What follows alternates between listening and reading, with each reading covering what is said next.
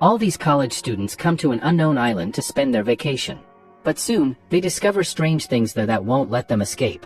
One by one, the students begin to die in horrifying ways. They must find out what dangerous force is behind it while trying to survive using their skills. The story begins with a woman named Jane, who is seen running desperately. Several police officers are chasing her, trying to catch her. Poor Jane is so terrified that she refuses to listen to anyone.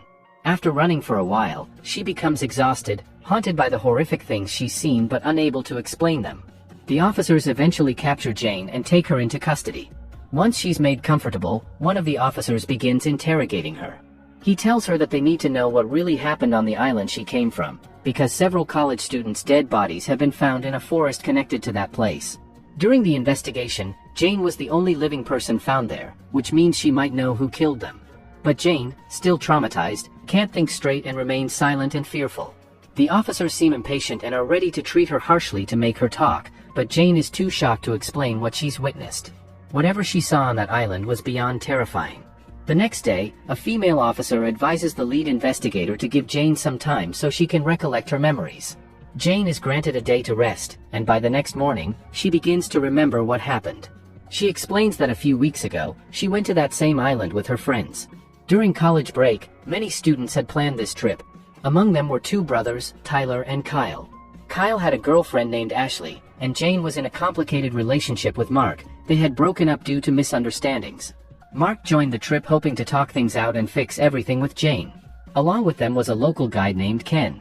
After gathering their supplies, they boarded a boat and set off toward the island. Ken warned everyone that the area they were heading to had no signal, no phone service, no electronics, so they'd have to rely entirely on nature and their instincts. Everyone agreed and continued toward their destination. The island was strange and avoided by most people, who believed something unknown there could harm humans. But that danger only made the college students more excited.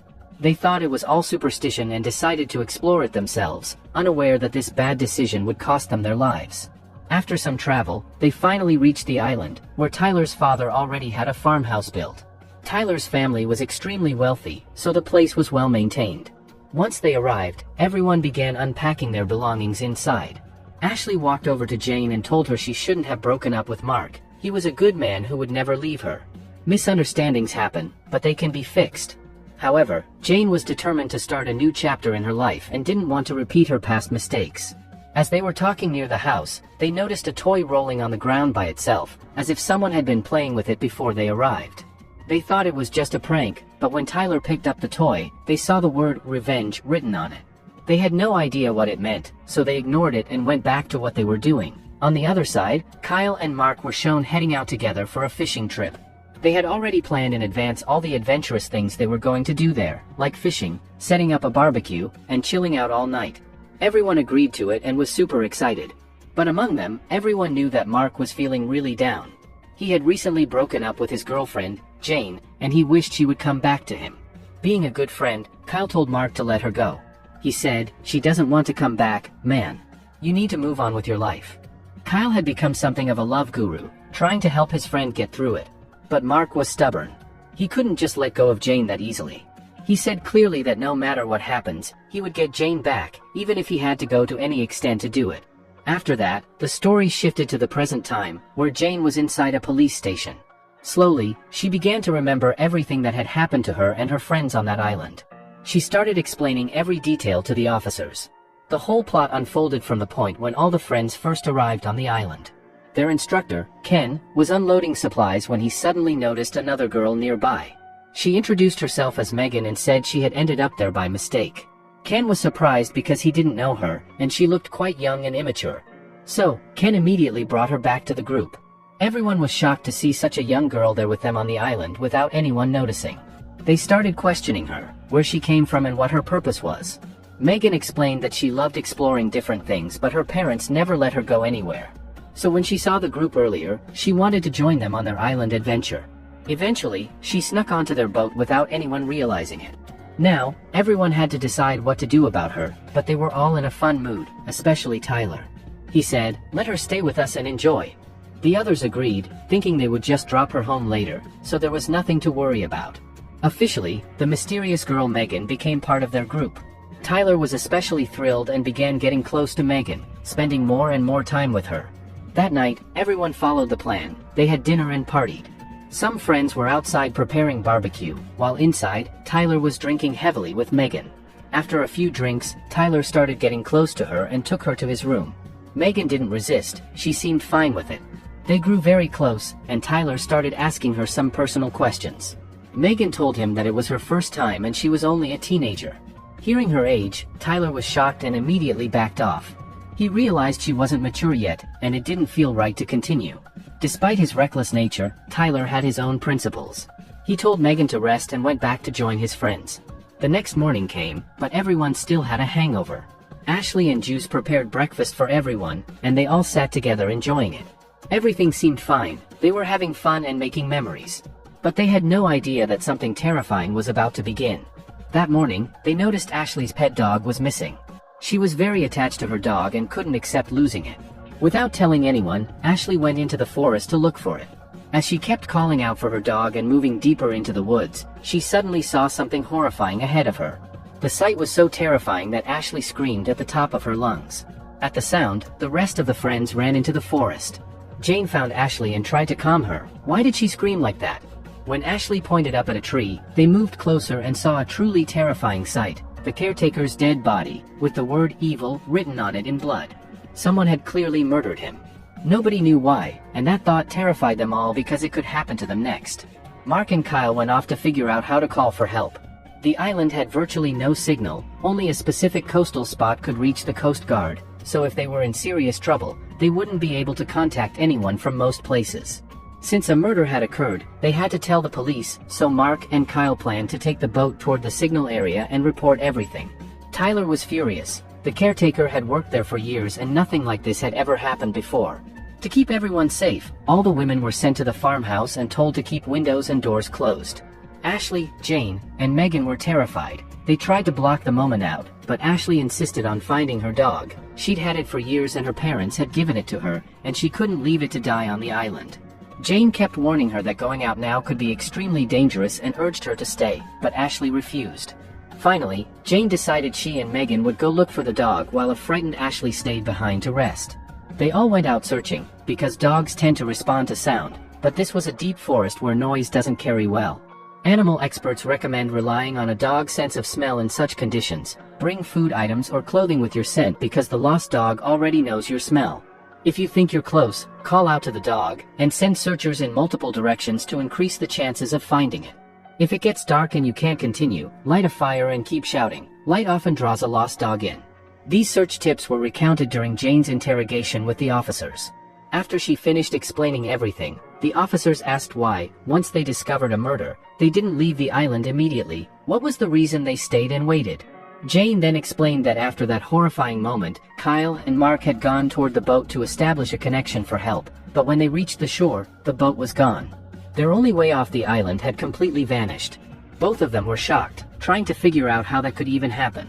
Soon they began to suspect that someone else was on the island, someone who wanted them trapped there, and possibly the same person who had murdered the caretaker. Disheartened, Kyle and Mark started heading back to the others. Along the way, Kyle told Mark something unsettling. The murdered caretaker was actually Tyler's stepbrother. Years ago, Tyler's father had an extramarital affair, and the caretaker was born from that relationship. Wanting to keep Tyler away from trouble, his father had built this property and left it under the caretaker's responsibility. Now, years later, the caretaker's death seemed like a warning. Someone clearly didn't want them exploring that island or the house. When Kyle and Mark returned to the spot where the body had been hanging, it was gone. Someone had moved it, but who, and where to, they had no idea. They rushed back to tell the others. Meanwhile, poor Ashley was alone inside the house. Jane and Megan were still out searching for her dog. If they'd followed the expert tips, maybe they would have found it easily, but they hadn't. Inside, Ashley's mind was spinning with fear and anxiety. Suddenly, she heard her dog barking outside.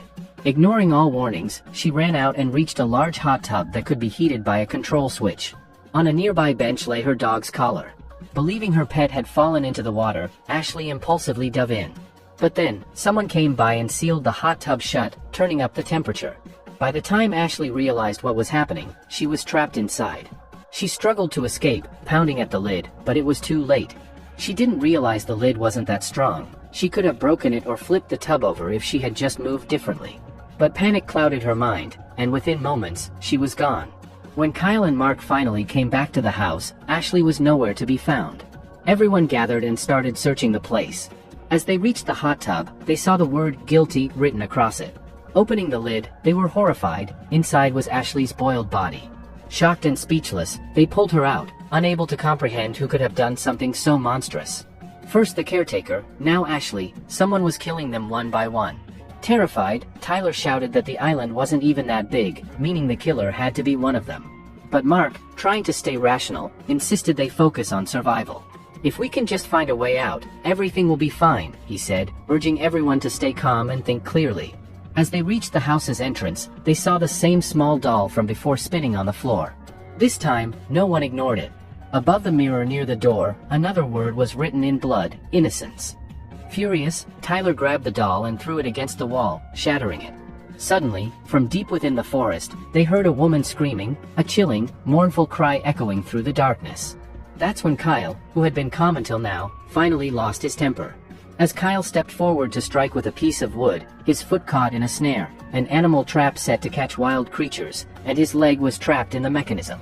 He screamed, and everyone rushed to help. His leg was badly broken, so they carried him inside for first aid. By then it was clear someone was trying to kill them, so they secured all the windows and doors. They treated Kyle first, then took turns watching over him while everyone prayed he would be okay. That night Mark and Jane stayed up talking, and it hardly seemed like anything had come between them. They apologized to each other and, as they were about to breathe easier, the electricity suddenly went out and darkness fell. When Megan went to check on Kyle, he had vanished. No one knew where he'd gone. At that moment a tree outside caught fire and began shooting flaming arrows that shattered the windows, forcing everyone to the floor to save themselves. One arrow flew through a broken pane and struck Tyler in the stomach. He was in terrible pain, but they were too terrified to move and hid inside until the attack stopped. When they finally emerged, the forest showed no sign of anyone else, but they found a dropped walkie-talkie that, when turned on, carried Kyle's cries, overlapping with the sound of the sea, which meant he was near the water. They ran to the shoreline, but instead of Kyle they found another walkie and some scrawled writing they couldn't immediately understand. As people began to recall fragments of words from previous scenes, a name surfaced: Regina. Hearing that name shocked Tyler into silence. He then confessed something from years earlier at college. Regina had been a fragile, lonely freshman whom Tyler befriended. At a party Tyler and Kyle gave her a lot to drink. They and their friend Kyle then assaulted her and recorded it. When Regina threatened to tell others, Tyler blackmailed her with the footage. Frightened and trapped, Regina slipped and fell where a knife was present. She was fatally stabbed. Tyler and Kyle hid her body in a remote part of the island, and now it seemed someone knew about it and wanted revenge. When Tyler's friends learned this, they blamed him and Kyle for the crime. Megan protested she had nothing to do with any of it. She barely knew them and had only come to chill, so she grabbed a walkie and went back to the house, planning to slip away as soon as she could. For now, everyone tried not to focus on Tyler and instead concentrated on figuring out how to get off the island. As they started moving toward the house, Megan's voice suddenly came through the walkie-talkie. She frantically reported that she had just seen the caretaker, who was supposedly dead, moving from one spot to another, roaming the island. Tyler and the others were stunned. How could a dead man be walking around like nothing had happened? Their disbelief turned into dread when, moments later, they approached the grave where Tyler and Kyle had buried Regina's body. But when they removed the soil, it wasn't Regina. They found Kyle's dead body instead. The horror of the situation escalated. Fear gripped them even more. Tyler immediately suspected that his stepbrother, the caretaker, was behind this. He must have faked his death and was now systematically hunting them one by one. Without hesitation, they all rushed toward the house. Tyler, boiling with rage, reached the house first, yelling for his stepbrother. Suddenly, a venomous snake dropped right on him. It seemed deliberate, as if someone had thrown it onto him intentionally. The snake bit Tyler, and he collapsed violently to the ground, the venom coursing through his body. By the time Jane and Mark reached him, his condition had deteriorated rapidly. It was clear he wouldn't survive. Within minutes, Tyler succumbed to the venom and died right before their eyes. Now, only Jane and Mark remained, with one goal: find Megan and escape the island. As they cautiously moved forward, calling out Megan's name, the caretaker appeared in front of them. In an instant, he grabbed Jane, attempting to kill her. Mark tried to reason with him, explaining that they had no knowledge of Tyler and Kyle's past crimes and pleading for Jane's life. But the caretaker revealed a shocking truth. Jane was just as responsible as Tyler and Kyle. Years ago, when Tyler and Kyle had committed that terrible crime against Regina, Jane had been fully aware of what was happening and had even been present at the scene. She could have intervened, could have helped stop it, but she chose to ignore it. The caretaker, having learned of Jane's presence and inaction, decided that everyone responsible for Regina's death would pay the ultimate price. He even revealed that Regina's sister was helping him carry out this revenge. In the next tense moment, Jane bit the caretaker's hand, sparking a violent struggle between him and Mark. Both of them fell from an upper floor during the fight, and tragically, Mark was killed in the process. Jane seized the chaos as her chance to escape, narrowly avoiding the caretaker. The scene then shifts back to the present, where officers are still interrogating Jane. For the first time, she reveals the truth. The mastermind behind all the killings was not who anyone had suspected. It was Megan, Regina's younger sister. Megan had carefully plotted revenge with the caretaker, eliminating everyone involved in her sister's death, one by one. The officers then asked Jane how she had survived. She explained that she had already suspected Megan's true intentions, and before Megan could attack her, Jane had acted first, killing her and escaping the island immediately. The officers finally realized the full truth. Jane was completely innocent, and the real killer had been Megan all along. They carefully documented her account and believed they had solved the mystery. The officers even called Jane's parents, who arrived to take her home safely. Jane received permission to leave and went to her room to gather her belongings. However, one of the male officers couldn't shake the feeling that something about the situation was still off.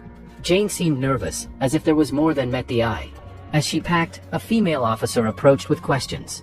Jane, relieved at having survived, offered her a drink, which the officer drank without suspicion. Shortly after, Jane's parents arrived. He then confessed something from years earlier at college. Regina had been a fragile, lonely freshman whom Tyler befriended. The officers informed them that their daughter had been found completely safe and unharmed, which seemed to reassure them at first. But then, as they glanced at the photograph the officers had, a shocking detail caught their attention. The name Megan was written on the photo instead of Jean. Confusion and alarm swept over them, and that's when the full, terrifying truth came to light. What everyone had assumed to be Megan all along was, in fact, Jean. The realization hit hard. The two people who had come to meet Jean's parents were actually the real Jean, and the person who had been interacting with the officers, and whom they believed to be Jean, was in fact Megan. She had masterfully orchestrated the entire deception, manipulating everyone's perceptions and creating a perfectly convincing illusion. This revelation turned the entire case upside down, leaving everyone, including the officers and Jean's own parents, in stunned disbelief at the complexity and audacity of Megan's plan. The situation was actually much simpler than it seemed. The person the officers had been communicating with all along was not Jean, but rather Megan, Rena's younger sister. Megan, together with the caretaker, had orchestrated a series of killings on the island, targeting multiple people. In reality, Jean and Mark had never been in a relationship. This entire scenario had been a carefully constructed trap set by the real Megan. First, she eliminated those responsible for her sister's death, and then she skillfully lured the police officers into her narrative. From the very beginning, the story the real Megan told was presented as if Jean were narrating it, completely overturning the truth and manipulating everyone's perception. After Megan returned from taking revenge on her sister's killers, the officers caught her. Knowing she needed a way out, she quickly invented a convincing story. Megan executed her plan flawlessly and succeeded in deceiving everyone. When the male officer realized the truth, he rushed to catch the real Megan, only to discover she had already escaped. She had cunningly incapacitated the female officer and assumed her identity, vanishing without a trace. The final reveal shows Megan had completely transformed her appearance to mimic the female officer and drove away in a car, embarking on a new mission. No one knew who she would target next or how she would live her life, leaving the story shrouded in mystery. And with that, our story ends on this suspenseful and enigmatic note.